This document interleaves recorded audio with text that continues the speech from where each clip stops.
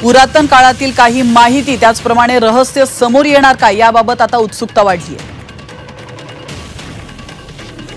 तर याविषयी अधिक माहिती देण्यासाठी आपले प्रतिनिधी सचिन कसबे फोन लाईनवर आपल्यासोबत जोडले गेलेले आहेत।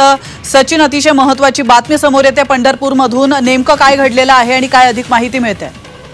नक्कीच विठ्ठल गाभाऱ्यासमोरील हनुमान गेट जवळ हे तळघर सापडलेलं आहे आणि काही वेळापूर्वी पुरातत्व विभागाचे सहाय्यक संचालक विलास वाहने असतील आणि अजून 2 सहकारी हे त्या खोलीमध्ये उतरले होते।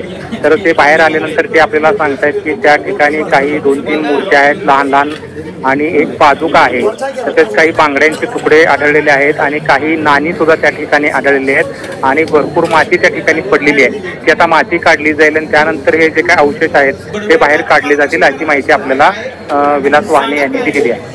नक्कीच, धन्यवाद सचिन, तुम्ही दिलेल्या महत्त्वपूर्ण माहितीबद्दल।